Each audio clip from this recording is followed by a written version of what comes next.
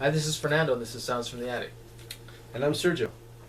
We're going to take you on a journey through some classic rock music, stuff that we think hasn't seen the light of day, stuff that we think needs to get its proper due, and that's in fact why we're called Sounds from the Attic. We're going to be doing 2 songs per segment. We will discuss the song while the song plays in the background. And in fact, the first song that is playing right now is a selection from Sergio. Yes. My song for today is from Echo and the Bunnymen. The name of the song is Nocturnal Me. What year did this song come out? The song came on in 1984. 1984. Yeah, I've actually heard of these guys before, but I've never actually heard their albums and stuff. So this is interesting. This is like a deep cut, right? It's a deep cut from the Ocean Rain album. And listen to the drums. They sound fresh. They sound great. It is a well-produced album. And this is like a self-produced album. Oh, wow. They didn't bring they worked with other producers before and after this, but this album was self-produced. I think it's aged better than any other albums, and the songs are amazing. Every song is good. Yeah, like I've said, I've heard of these guys, but I've never actually sat down and heard an album. What got you into these guys? What song? Well, listening to K-Rock when I was a kid, they'd always play, the new stuff that was coming out from, their popular artists. They released a song called "Bring On the Dancing Horses" in '86.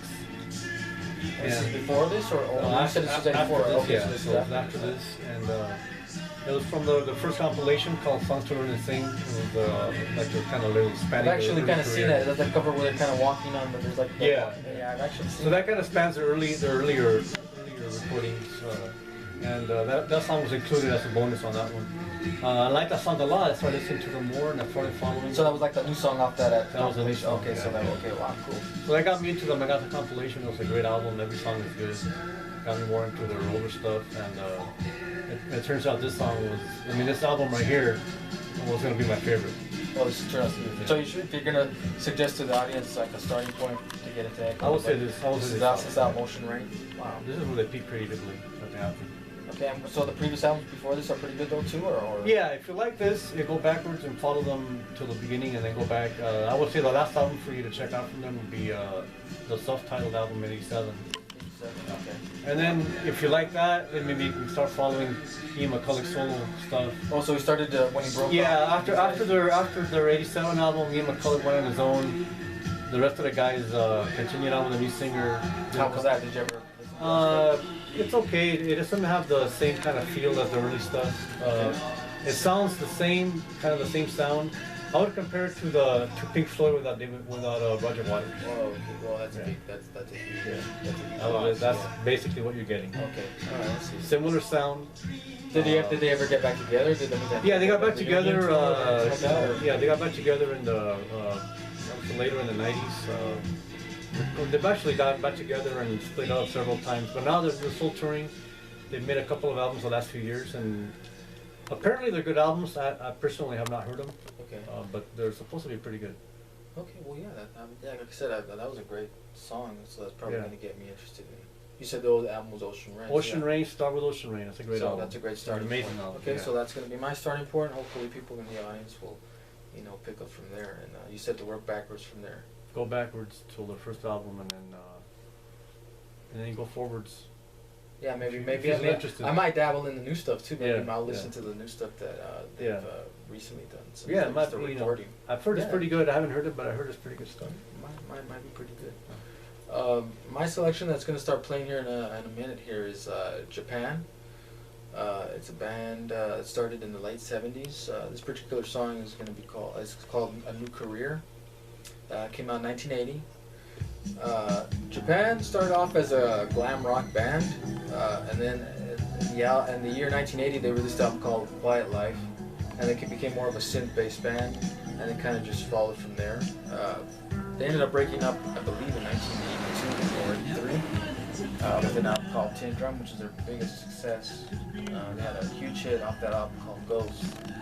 Really uncharacteristic hit, no drums, just kind of a synth-based song. But after that, they just kind of fizzled out. They broke up, and really had to repeat. They broke up.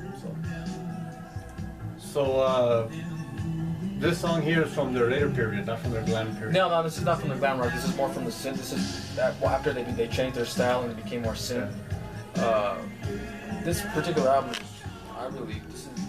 I got into the first time I heard them. I heard the other album first, the one after this called Tin Drum. I heard a song called The Art of Parties. Great song. Bought the album. Loved it. Went backwards from there. Since that was their last album, I said, well, there's no other way to go but backwards. Right. So I picked this album, and this album has become one of my favorites. And this particular song is always going to stand out for me on this particular album. 1980.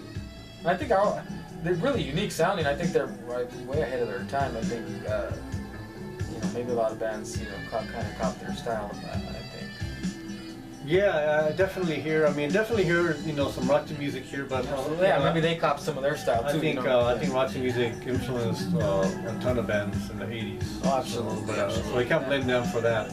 But I do hear a little bit of Simon Le Bon in the singer's voice. I always thought that Duran kind of copied. And these guys were around since they were they started in the late '70s with the glam rock, and then the 1980s when they kind of changed direction. Okay. And that's still way before. So it's kind of like it'd be kind of fun to see who came first. Exactly. Yeah. Who came up with that look and that sound first? Duran or Japan? I'm gonna vote for Japan. Maybe people in the audience, if they know Japan already, and they know Duran, maybe they can give us comments, put comments and give us, straighten us out. Maybe we don't know. Yeah. But I'm gonna vote for Japan. I'm gonna say Japan was there before. Yeah, it's a good song. So you said before these guys did this kind of sound, they were doing like a glam rock? Yeah, they were doing a glam rock. I've actually never delved into their earlier stuff, their glam rock stuff, just because I've been so fascinated with this particular sound and so unique to them. So I've really stuck with that sound, but I probably should go back and listen to the glam rock stuff just to see what it was checking out. It absolutely would be. And he's actually released, after they broke up, he started releasing his own stuff, solo albums and stuff. And I believe they got back together in 1990 under a different name called Rain Tree Crow. That's a good album, not great, not as interesting as the earlier stuff. No way, not by far as interesting as Japan. But yeah, I think they're a really good, underrated band that needs to be. They're big in the UK, but not so much in America. And I think they should be. They're a great band, and you should check it out.